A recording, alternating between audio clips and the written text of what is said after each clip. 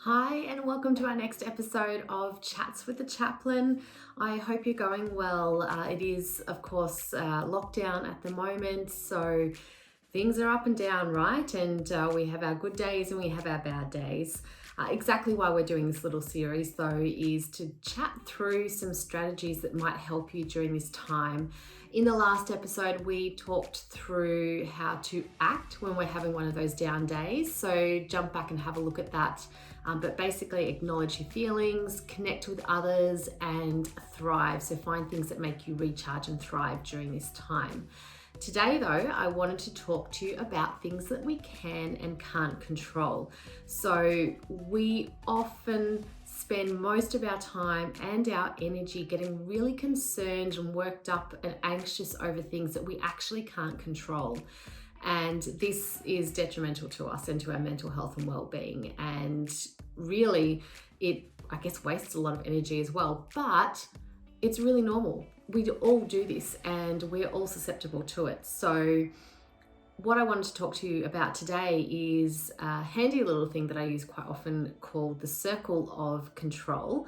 And an image of that is going to come up on your screen. So in the very center of this circle are all the things that we can control.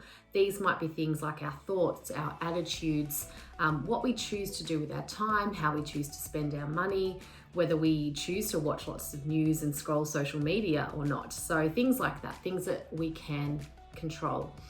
Outside of that, we have another circle of influence, which are areas that we do have a bit of influence over, not necessarily complete control, but we do have some influence over. And then the outer circle is areas that are outside of our control completely. So this is what's on the news.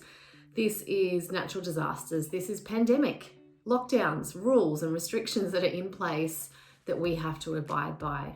And we can't control what other people think, what other people do, how others react, all those sort of things.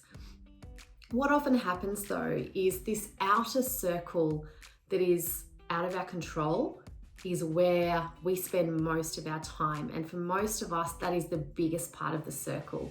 And it's where we actually react from.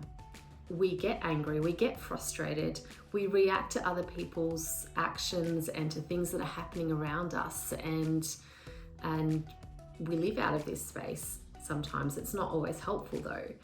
In the center, with the things that we can control, this is where we can act. We can be proactive in this space, and this circle should actually be bigger.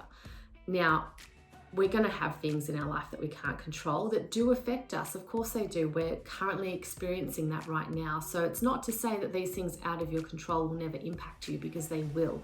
But it's about choosing how we are going to accept those things, how we're going to react to those things, where we're going to pour our energy and our time into. So sometimes it can help to actually draw this out for yourself. If you've got a bunch of worries and concerns that are happening for you at the moment, if you're anxious about something, if you're getting frustrated by the media, by the news, by the pandemic, by the rules, by other people, it can be helpful to draw your own circle and look at all those things that are outside of your control, but they're impacting you and they're worrying you.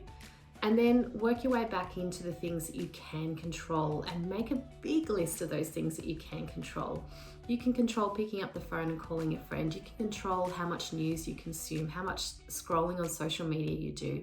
You can control what you eat, how much you exercise, the way that you're thinking, the way you're reacting, whether you're getting good sleep practices in, and things like that. So make a nice big list of things that you can control during this time, because there's a lot of can'ts. There's a lot of things that we can't do.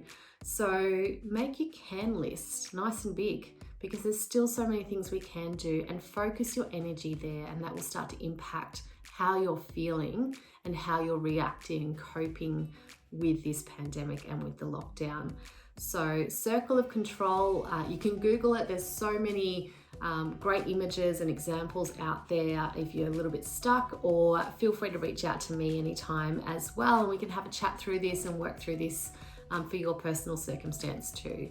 So thanks for joining me again on Chats with the Chaplain. I hope you're staying well and looking forward to catching up with you again soon.